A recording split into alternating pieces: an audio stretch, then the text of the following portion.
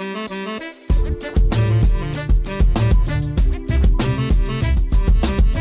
everyone, Scott Hansen here from NFL Red Zone. I hope you're checking out 1 hour of 5 Yard Rush, one of the best podcasts on NFL football in the UK.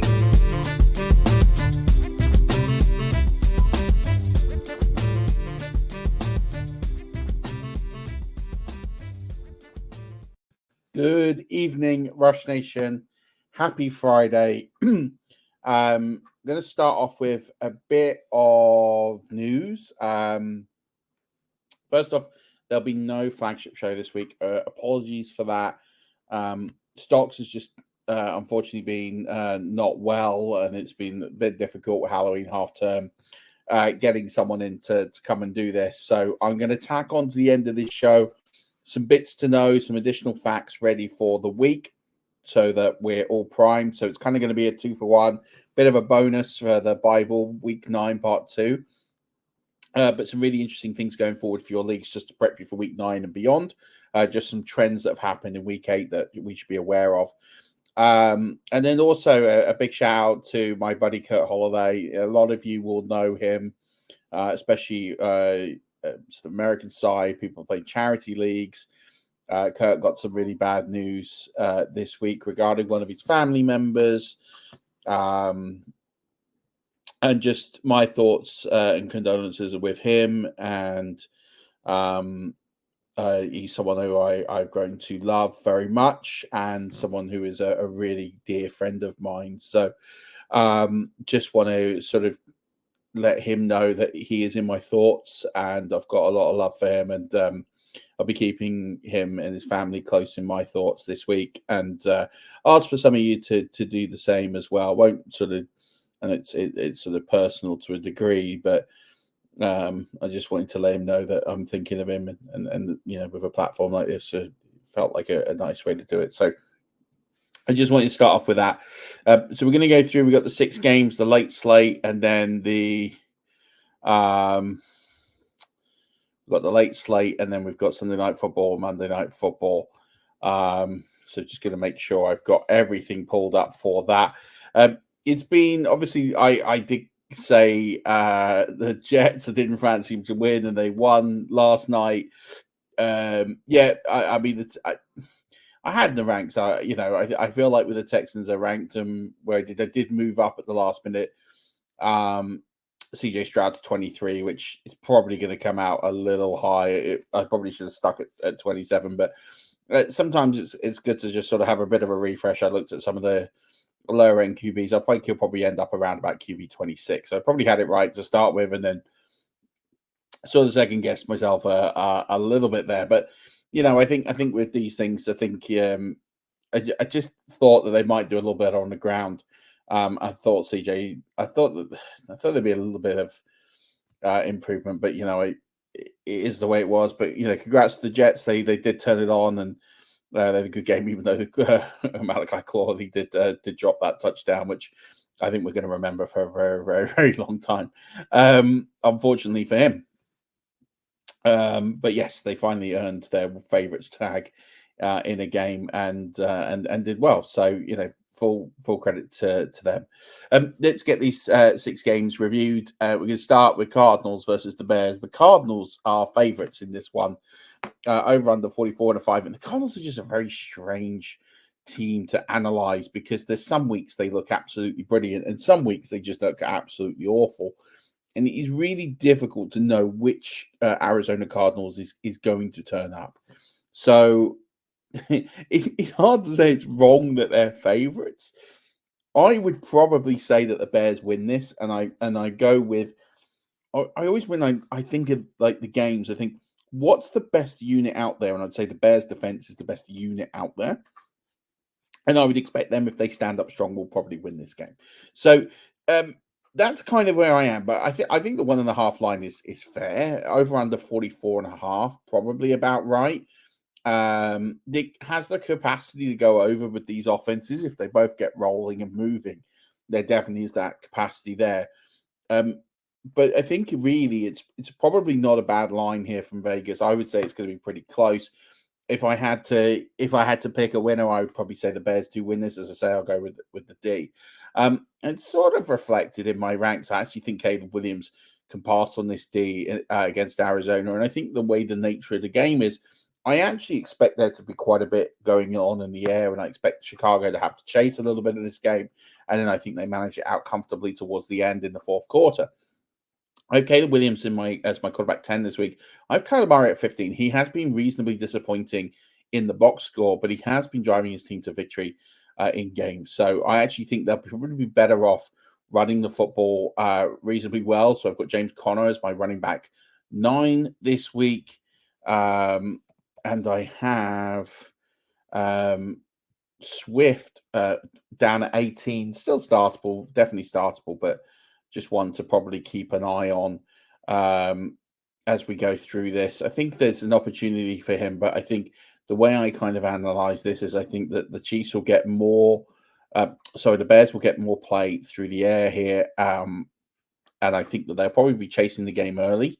And then I think that just with regards to coming back into this, I think they'll end up doing this sort of in the second half and then comfortably take control in the fourth quarter. That's how I'm sort of ranking this particular game. Moving on to the wide receivers in this game, and I have DJ Moore at 25. He's my leading receiver in this game. Keenan Allen at 36. And then I have Marvin Harrison Jr. at 48. He's got a tough assignment. Not an assignment I feel he's going to be particularly great against, even though he did have a great game last week. And I said this last week, and he ended up proving me wrong. He could prove me wrong 2 weeks in a row, but it's been tough to put up a good week against that Bears secondary at times. So I'm just a bit unsure. I've got Ndunze at 51 and Michael Wilson at 54. So really, I kind of don't see a standout performance here, but I think that the Bears receivers will have a better path to being fantasy relevant, and that's kind of again reflected through the ranks. I do have Trey McBride at 6 this week, and it's not a knock on him. I just think one, the Bears D is pretty good. 2, I just think there's some better options that I kind of prefer in this one. And I have Cole Kmet down at 16. He's been a bit quiet the last few weeks, but he is the red zone weapon for the Bears. So he's always got that touchdown upside ability. So he's worth playing because of that. He is sort of the red zone guy. I think I talked about the Patreon cost a while ago that there's certain players that just have not a lot of red zone usage, and DJ Moore is kind of one of those because they tend to go to commit a bit more in the red zone. I have the Bears DST at 9. I do think that they can get some sway here, and they are a good D to put up some points this week. And then in terms of the kickers, not too keen on starting either of them that highly this week. I have Cairo Santos at 19. He's my higher. Chad Ryland's at 16. He's my highest ranked kicker in this game. But yeah, I'm not desperate to kind of start either of those. Moving on to Eagles Jaguars. Eagles favored by 7.5, over under 45.5. Jaguars are on a bit of a renaissance, but having said that, they have lost Christian Kirk. It looks like Travis Etienne's a game time decision. Looks like Brian Thomas is a game time decision, and it looks like they're going to struggle with actually getting players out on the field, which is going to hurt them, which is why the Eagles are favored by 7.5. I don't think that would necessarily be the case if everyone was fully healthy and fully firing. But I expect the Eagles to win this comfortably as a result of that. So I have Jalen Hurts at 2, and I have Trevor Lawrence down at 26. I think he's going to struggle with a lack of passing game here in this one. I have Saquon Barkley at 7. It's hard to know what to do with my ranks. At the moment, Etienne is in there at 33, Bigsby at 35. Obviously, if Etienne doesn't play, Bigsby goes up, and he probably becomes a fringe RB2 player in this week. But that's currently where I got them ranked. I think really I'm probably going to revise the ranks going into Sunday, and I'm probably going to have Bigsby go above Etienne, but that's kind of where they stand right now. I think Bigsby will have the larger workload. I think they'll want to manage Etienne, although when I say they manage, it's not like they're really going for a playoff berth. So it's a hard one to kind of call as it stands right now. It's one to keep an eye on over the next 24 hours. AJ Brown is my wide receiver 3. Brian Thomas is currently my wide receiver 11. He will go down in my ranks. Even with a game time decision, I don't think they're going to utilize him as much as I kind of thought. Devonta Smith is at 23. I'm going to move Gabe Davis. I moved him up this morning. He was sitting around 60 odd. I think he was around about 65, 67, somewhere like that. And I've moved him all the way up to 37. And probably Brian Thomas is going to be sitting in the 40s right now until I kind of know what I'm going to do with him. Because I do think he'll probably be, even if he plays, I think he'll be on some form of like pitch count. So I'll definitely be keeping an eye on that one. Moving on to the tight ends. Evan Ingram is well placed in here. Evan Ingram is at 5. So he's definitely one to consider. We're still waiting on the health of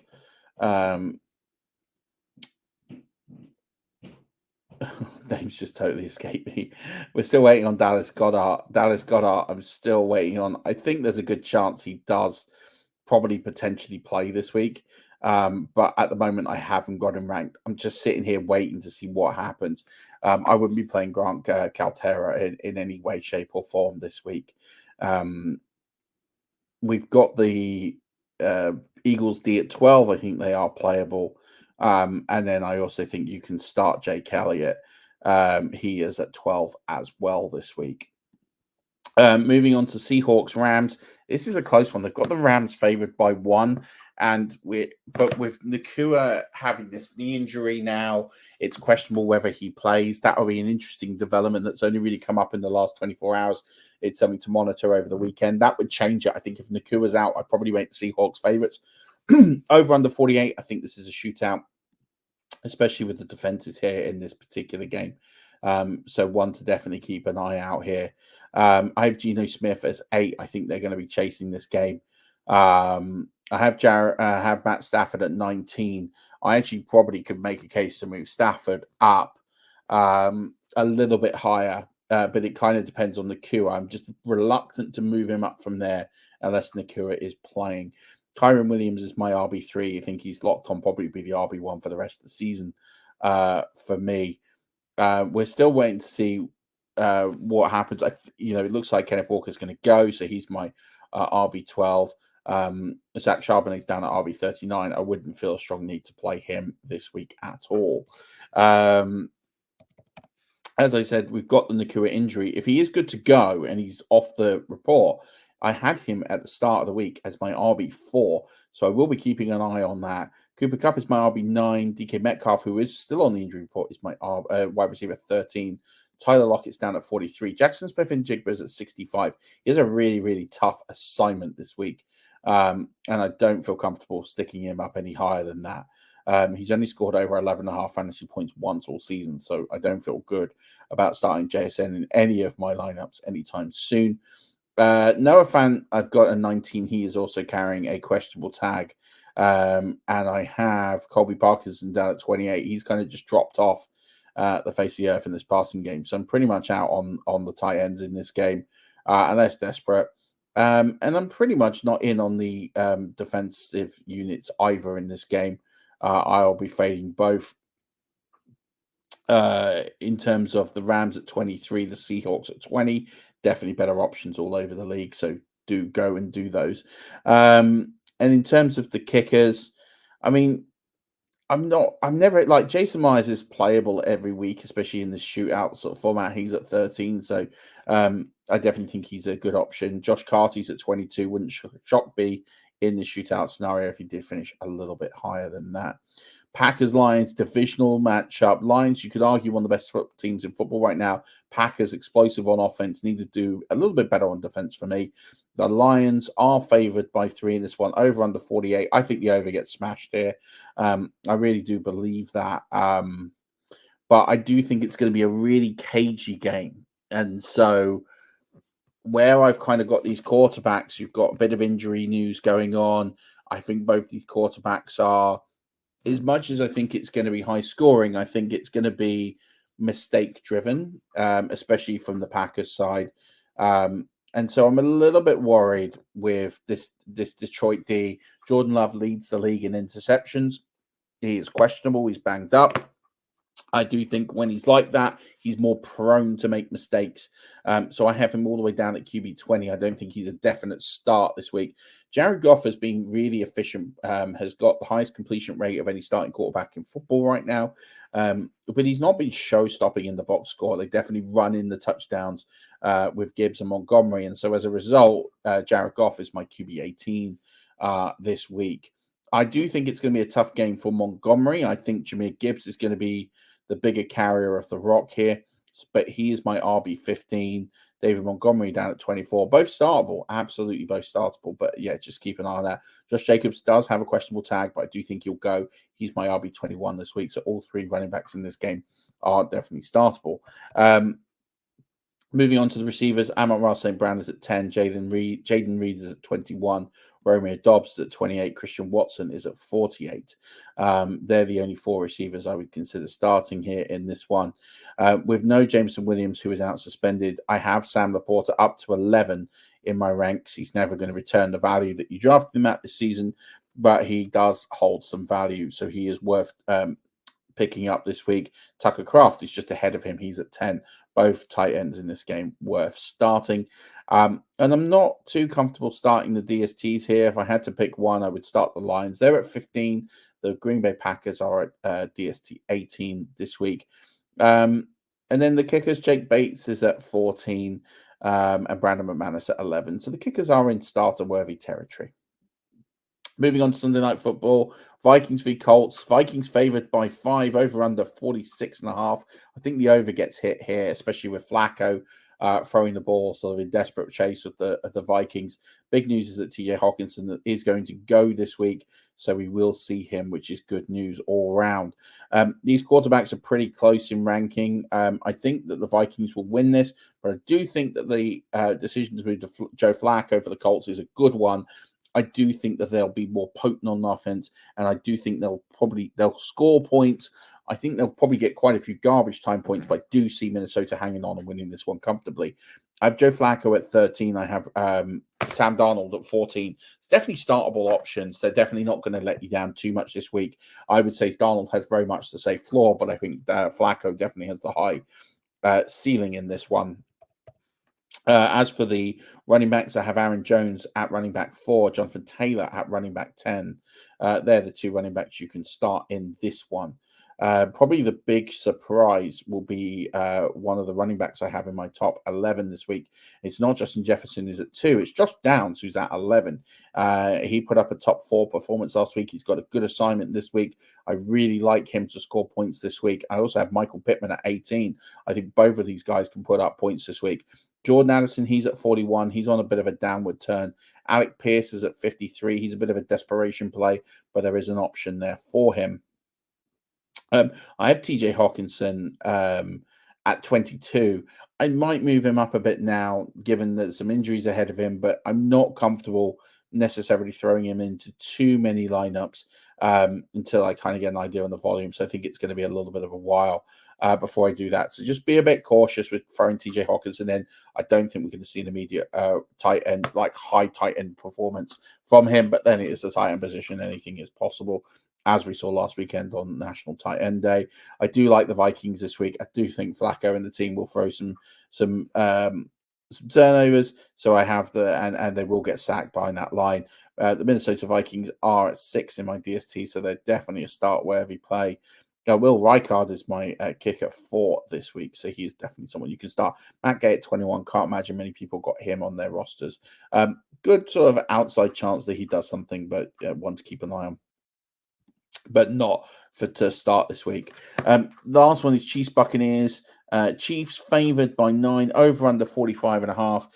I don't get the over under necessarily. I know that they're saying that the Chiefs are good defense, but Buccaneers over the last 4 games are the highest scoring team in football. Yes, they're 1-3 in that time, but their defense is garbage, which is the other thing that makes this point. is I think that their defense is bad, their offense is really good, and so therefore they're in box office primetime shootout games all the time, and this will be a great game to watch. Do I think that the Chiefs will win by 9? No. As much as I think that the Bucks defense is really bad, the Chiefs have struggled to score over 30 points this season. So it's hard to see them. They're going to need to score 30 points if they want to win this game. I think the Buccaneers can get close to 30 points, if not scoring 30 points this week. So I think that the Chiefs, to win by that 9-point margin, they're going to have to score 35-ish, more than 35 points. And so, I think if the over gets hit, I think 60 points can be scored. I think it's going to be somewhere like the Chiefs winning it, maybe 32-27, something like that, or 32-28.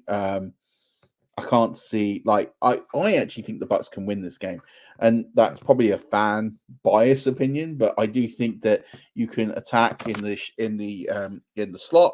I do think that you can get plays to Cade Otton.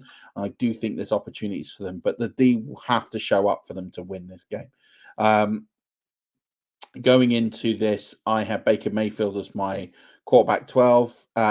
He's only finished this low once all season, and that was against the Broncos. So I am giving the DST of Kansas City a little respect here. I actually have Patrick Mahomes at 11. I might actually move these two and swap them, only because Patrick Mahomes has failed to be that high all season. But I do think against that Bucs D, he will score points. Kind of toying with my head, but they're going to be both sort of bottom end RB1. That's kind of where I have them. Kareem Hunt I have at running back 5. The Bucks running defense is not what it used to be, but he does carry a questionable tag, so it's one to keep an eye on. Bucky Irving, he has a questionable tag. He should go, but he's going to be managing a injury for the rest of the season, so one to watch. Rashad White is at 31. Sean Tucker is at 43. So all three of those are going to be sort of viable, but I think if you want the receiving, if I'm in BPR leagues, I'm playing White. If I'm playing standard, I'm playing Bucky Irving. That's kind of how I'm splitting the distinction there. Going on to the receivers in this game, Jalen McMillan is actually my highest placed receiver. He is at 33, Xavier Worthy at 37, Sterling Shepard, who is on the injury report and questionable, but I would expect him to go, is at 38. DeAndre Hopkins is at 45. Trey Palmer, good outside bet. It's a desperation play. If you need a desperation play this week, is at 47. Also, if you want another desperation play, Raheem Jarrett. He is another guy I would be throwing in there.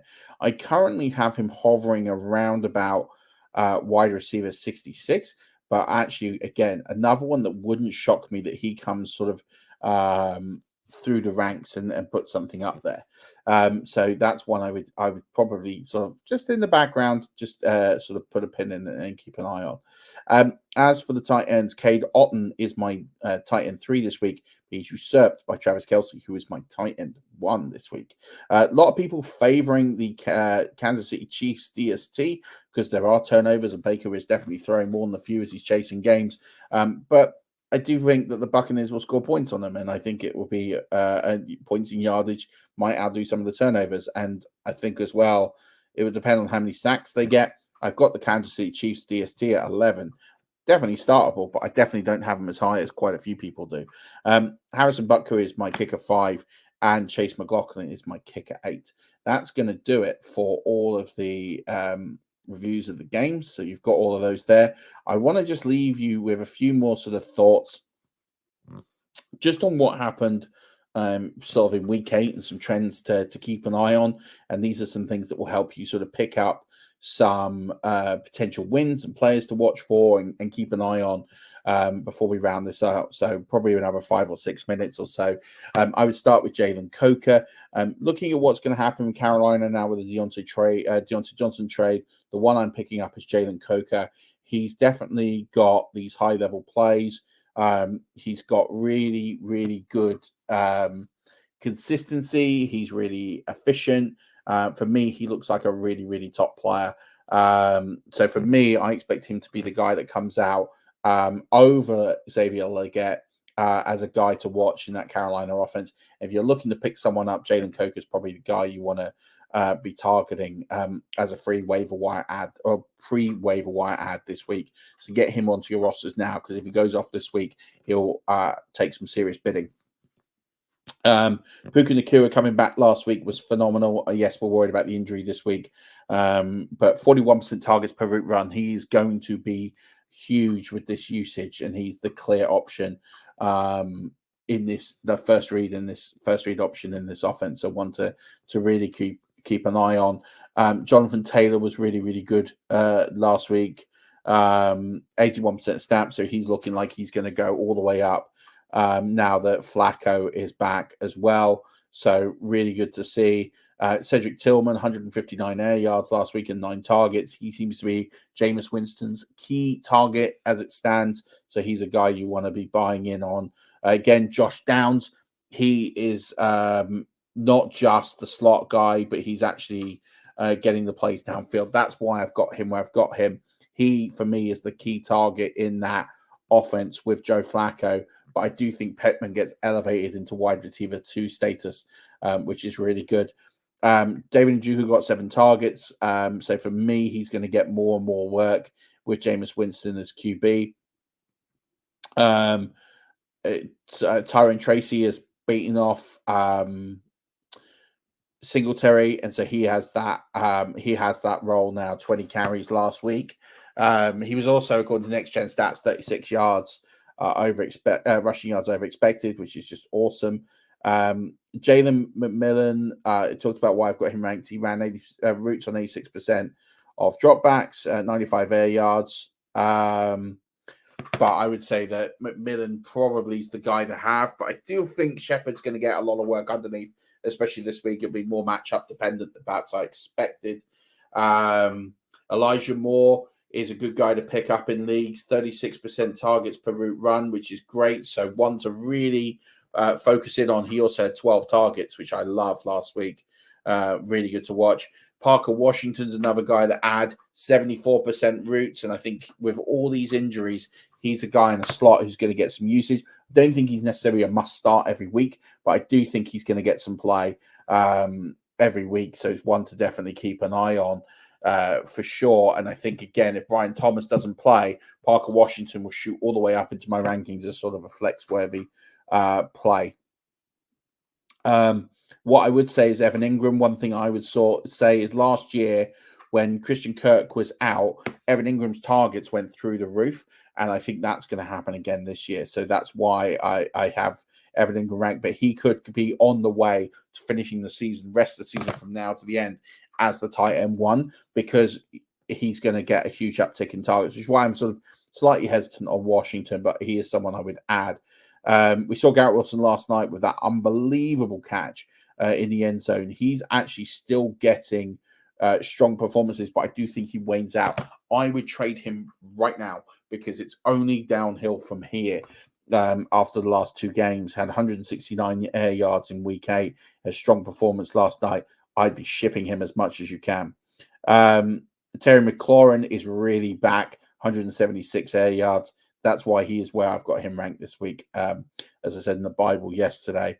Jaylen Warren is shooting upwards. He is looking stronger and stronger every single week. So definitely keep an eye on him because if he's on your waiver wires, I'll be getting out there as quickly as possible. I talked about Sam Laporta. Sam Laporta had a 33% target share. Difficult because Jared Goff only threw the ball 15 times. But I would say that Sam Laporta's arrow is going up. Maybe it was National Tight End Day. I'm not so sure. What I will say as well, Cade Otton had 10 targets as well, 24% targets per route run. So he's going to see more. So those 2 tight ends are definitely trending in the right direction. I'm just looking to see if there's anything else to kind of note. If you want a really, really, really deep sleeper, Mason Tipton is a guy to look for. Now, he didn't draw many targets, but he did he did run routes on 84% of dropbacks.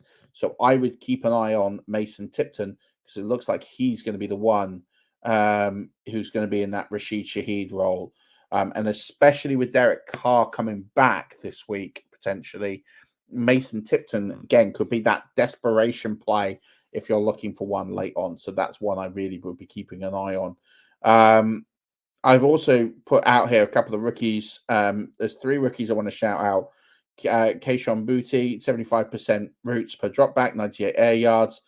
So he was that downfield receiver with no Polk last week. Interesting. Let's keep an eye on that one. Jermaine Burton, 72 air yards. He looks like he's going to be that deep ball threat for Cincinnati. Be interesting to see how he comes along towards the end of the season. And then Troy Franklin. It looks like he's trending the wrong way. He only ran routes on 38% of dropbacks last week. So it's really, really frustrating because I think he is now at the point where he can be cut in most redraft leagues. I can't see anything really coming out for him this week. Now, one of the things I would say when we're looking at running backs, if you're looking at buy low candidates, the 2 I would be gearing up for, Kenneth Walker and Javonte Williams. I think both of them have great schedules coming up, both of them getting high value touches, really strong showings in the high value touches. They're 2 running backs. If you can go and acquire them, they're 2 I would definitely go and pick up as well. I think that's going to do it. I think that just gives you a few notes and things to keep an eye on. Hopefully that waters the appetite, everything that keeps things appealing and ticking over. If you want any more answers or lineups reviewed, then join the Patreon. I'm happy to do all of that as well. That's patreon.com/5yard rush. You can join for just as little as a couple of bucks a month, and then you can just see what it's about and get my opinion. I have access to me almost 24/7. If you do that, especially if you're in money leagues and you want to use my advice to help you win some money, then I'm here to try and help as much as possible. We really only have 2 months left of the season now, so we're gearing up to the big finish. So to everybody, thank you so much for all the support. Sorry for a bit of the mess this week. I've tried to pump out a good amount of content for you to review. You can also check out my column on Fantasy Pros as well. So appreciate all the support and everything. We wish Stocks well. We wish my friend Kurt all the very best as he's going through this really difficult time as well. So thank you so much, everyone, for tuning in and all the support. Next time I'll talk to you, it will be double digits. It will be week 10, and we'll be ready to go. So good luck this week. We're going much closer to building out our ports, ready for those ships that will be coming in 2 months' time. Until then, Rush Nation, have a wonderful weekend. Don't forget, as always, keep rushing.